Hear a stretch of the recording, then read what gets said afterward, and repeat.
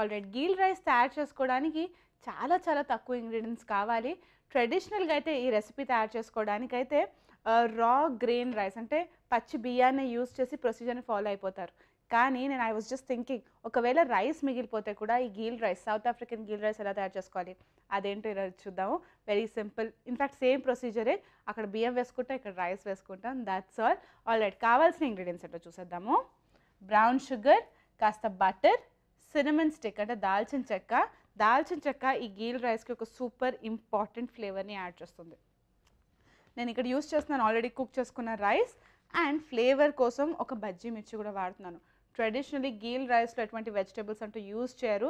చాలా సింపుల్గా మన ఇండియన్ వంటకం గీ రైస్ లాగే చాలా తక్కువగా ఫ్లేవర్స్ తోటి యమ్మీగా తయారు చేసుకునే వంటకం అనమాట ఇది. ఇందులో రేజిన్స్ అంటే కిస్మిస్ కూడా కంపల్సరీ ఉండాలన్నమాట. సో నేను ఇక్కడ బేసిక్ రేజిన్స్ అంటే మామూలు కిస్మిస్ అండ్ ఈ బ్లాక్ కిస్మిస్ని కూడా యూజ్ చేస్తున్నాను. యూజ్ చేద్దాం కొంచెం. బిర్యానీ ఆకు అండ్ గీల్ రైస్కి ఇంపార్టెంట్ ఇండియన్ ఇంగ్రీడియంట్ ఏంటో తెలుసా? పసుపు. పసుపుని యూజ్ చేసి ఒక మంచి లైట్ గోల్డెన్ కలర్తో ఈ రెసిపీని మనం సర్వ్ చేసుకుందాము. ఇన్ఫ్యాక్ట్ గోల్డెన్ రైస్ అని కూడా ఈ గీల్ రైస్ అని పిలుస్తుంటారు, ఎందుకంటే ఆ కలర్ వల్ల అన్నమాట. ఫ్లేవర్స్ కోసం నేను వెల్లుల్లిపాయలు, ఆనియన్స్, కాస్త గార్లిక్ పౌడర్ అండ్ ఫైనలీ కొంచెం పాప్రికా పౌడర్ కూడా పక్కన పెట్టుకున్నాను, బికాజ్ ఐ లైక్ స్పైస్. అలా కాదు అంటే సింపుల్గా ప్లెయిన్గా కూడా తయారు చేసుకుందాం. మనం దీంతో పాటు ఫ్రెష్ టమాటోస్ తోటి హర్బ్స్ని యాడ్ చేసి ఒక క్విక్ సాలెడ్ని తయారు చేసుకుందాం. ట్రెడిషనలీ ఈ గీల్ రైస్ని సాంబాల్తో సర్వ్ చేసుకునేవారట. సాంబాల్ అంటే మనం ఏషియన్ వీక్ ఎక్స్ప్లోర్ చేసినప్పుడు వి యాడెడ్ సాంబాల్ ఆల్సో ప్రొసీజర్లో. బుజ్జి బుజ్జి సాంబార్ ఆనియన్స్ తోటి కానీ లేకపోతే ఫ్రెష్ వెజ్జీస్ తోటి రోటి పచ్చళ్ళ తయారు చేసుకుని ఈ గీల్ రైస్తో సర్వ్ చేసుకుంటారు. కానీ నేను మాత్రం ఈరోజు టమాటోస్ తోటి స్వీట్ అండ్ ట్యాంగీగా ఒక సాలెడ్ని తయారు చేసుకుని సర్వ్ చేసుకుంటాను. మనం ఆల్రెడీ అవెన్లో పెట్టుకున్న డెనింగ్ నేస్ తోటి. ఓకే, బోల్డ్ అంతా మాట్లాడేసాను, ఇంకా పనులు పడిపోదాము. ఫస్ట్ యాడ్ చేసుకుందాం కాస్త ఆయిల్.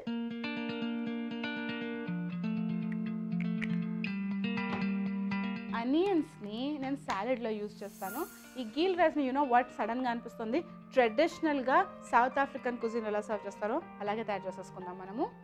ఆల్రెడీ ప్యాన్లో ఆయిల్ యాడ్ చేసుకున్నాను కాబట్టి బటర్ బనే ఛాన్స్ ఉండదు. వేసుకుందాం కొంచెం బటర్, కొంచెం కాదు, గీల్ రైస్లో కాస్త ఎక్కువగానే వేసుకోవాలి. మన సౌత్ ఆఫ్రికన్ వీక్లో ఫైనల్ రెసిపీ కదా, కొంచెం బాగానే తయారు చేసుకుందాం రిచ్గా. బటర్ మెల్ట్ అవుతూ ఉండగా వేసుకుంటాను ఇందులో బిర్యానీ ఆకు అండ్ దాల్చిన చెక్క ముక్కను కూడా. ఈ సినమన్ స్టిక్ అనేది చాలా ఇంపార్టెంట్ రోల్ కనిపించకుండానే ఈ రెసిపీలో ప్లే చేస్తుంది.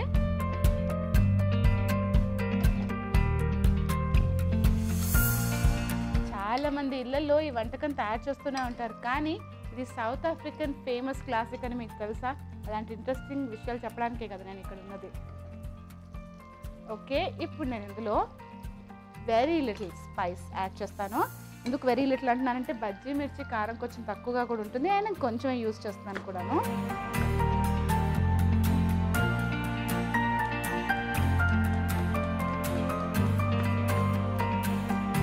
ఓకే,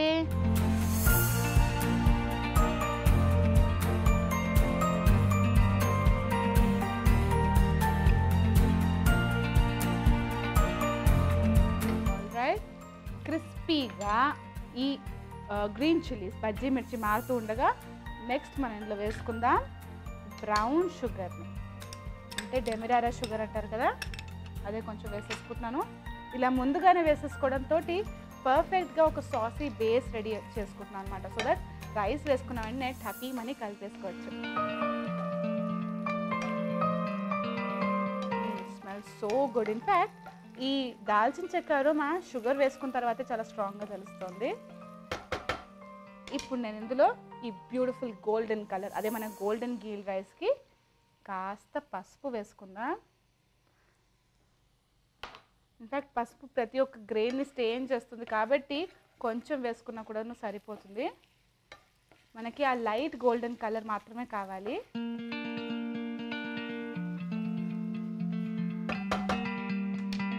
కాస్త సాల్ట్. ఎస్, ఈ బేస్ మాత్రం పర్ఫెక్ట్గా రెడీ చేసేసుకున్నాం. ఇప్పుడు మనం ఇందులో వేసుకుందాం రైస్.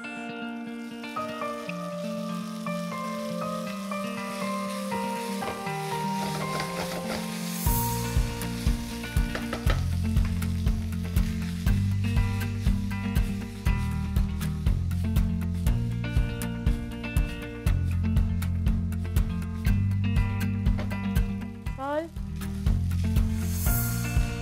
ట్రెడిషనల్లీ గీల్ రైస్ని వెరైటీ ఆఫ్ డిఫరెంట్ వేస్లో కూడా తయారు చేసుకుంటారు. మామూలుగా ఇందాక అనుకున్నట్టుగా బియ్యంలో కాస్త బ్రౌన్ షుగర్ అండ్ పసుపు వేసేసుకుని బాగా బాయిల్ చేసుకుని ఎక్సెస్ వాటర్ని తీసేసి కూడా ఈ రెసిపీని తయారు చేసుకుంటూ ఉంటారు. కానీ నా ప్రకారం ఎక్సెస్ వాటర్ తీసేస్తే ఆ స్టార్చీ ఫ్లేవర్, న్యూట్రియన్స్, గుడ్నెస్ మొత్తం పోతుంది. అందుకని నేను ప్లెయిన్ రైస్ తోటి, మామూలుగా మిగిలిపోయిన రైస్ తోటి కూడా రెసిపీని హ్యాపీగా తయారు చేసుకోవచ్చు. అలాగే రెడీ చేసుకున్నాను. ట్రెడిషనల్ గీల్ రైస్ ఎలా ఉండాలో బ్యూటిఫుల్గా అలాగే ఉంది. So this is done. మనం పక్కన పెట్టేసుకుందాం. ఇప్పుడు ఆ టమాటో సాలెడ్ పని చూద్దాం. దానికి చాలా తక్కువ ఇంగ్రీడియంట్స్ కావాలి, కానీ ఫ్లేవర్ అండ్ రిచ్నెస్ మాత్రం సూపర్గా ఉంటుంది. దీనికి నేను యూస్ చేస్తున్నాను beautiful bright 2 tomatoes,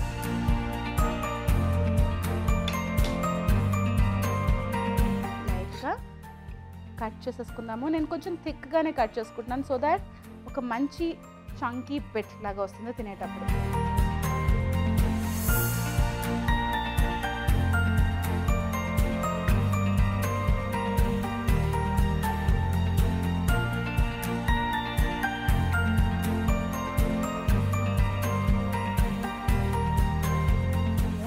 tomatoes cut చేసేసుకున్నాము. ఇప్పుడు సాలెడ్ బేస్ రెడీ చేసుకుందాం. దానికి కొంచెం స్పైస్ ఉంటే కూడా బాగుంటుంది కదా. కానీ ఒక చిన్న ముక్క చిల్లీ,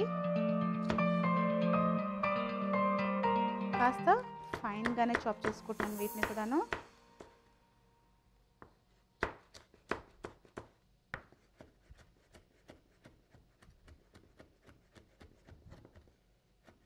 పర్ఫెక్ట్ పర్ఫెక్ట్. సో ఇప్పుడు మనం సాలెడ్ బేస్ తయారు వేసుకుందాం. కాస్త చిల్లీ పౌడర్, కాస్త ఈ గార్లిక్ పౌడర్ కూడాను, అండ్ వెల్లుల్లిపాయలు కూడా కొంచెం దంచేసి వేసుకుంటే ఒక డిఫరెంట్ టెక్స్చర్ యాడ్ అవుతుంది కదా. So let's take it out.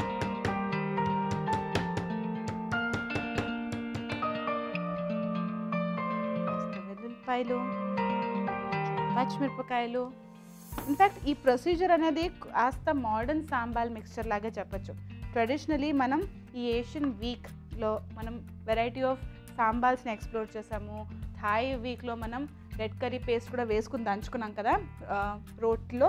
అలాగే ఈ సాంబార్ని కూడా తయారు చేసుకుంటారనమాట. క్విక్ అండ్ ఈజీగా ఇలా ఫ్రెష్ ఇంగ్రీడియంట్స్ తోటి కూడా మీరు తయారు చేసుకోవచ్చు. That's what we're doing. So అందులో నేను కాస్త అనియన్ని కూడా యాడ్ చేస్తాను.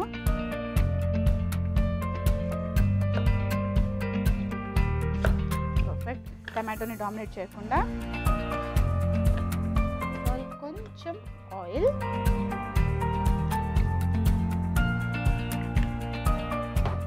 కాస్త చిల్లీ ఫ్లేక్స్ ఆబ్వియస్లీ, అండ్ కొంచెం పెప్పర్ కూడా వేసుకున్నాను. అన్నీ వేసుకున్నాను కానీ ఇంకా సాల్టే వేసుకోలేదు.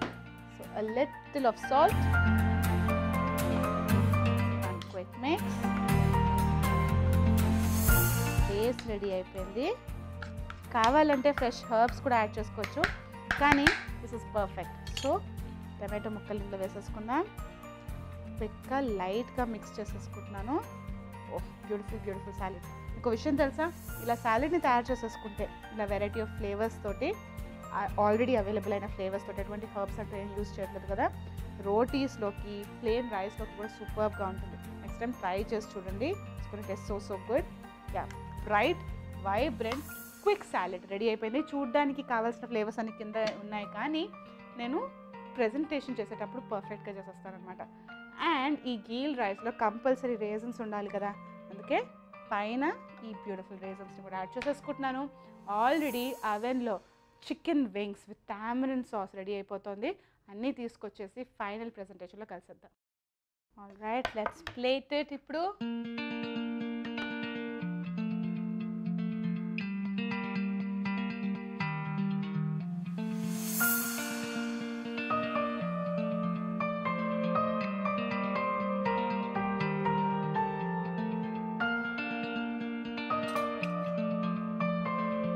ఫ్లేవర్స్ని కూడా యూజ్ చేసేద్దాం ఇక్కడ.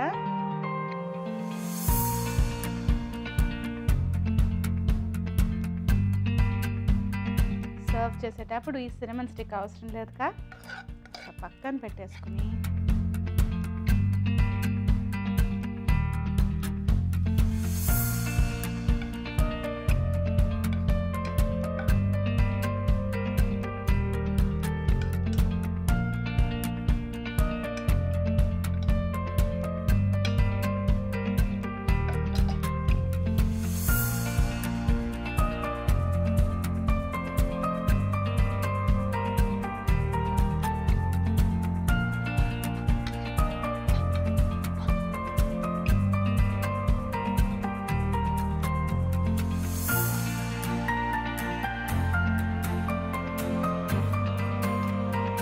ఫైనలీ కాస్త ఫ్రెష్నెస్ యాడ్ అవుతే సూపర్గా ఉంటుంది కదా.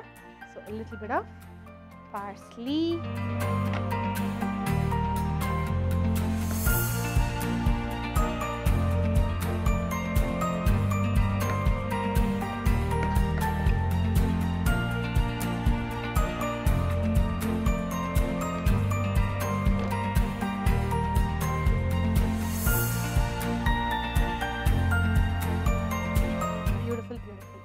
Perfect south African meal ready అయిపోయింది. ఇంకా డైరెక్ట్గా సర్వ్ చేసి బోల్డ్ అని కాంప్లిమెంట్స్ తోటి మంచి టేస్ట్ని ఎంజాయ్ చేయండి.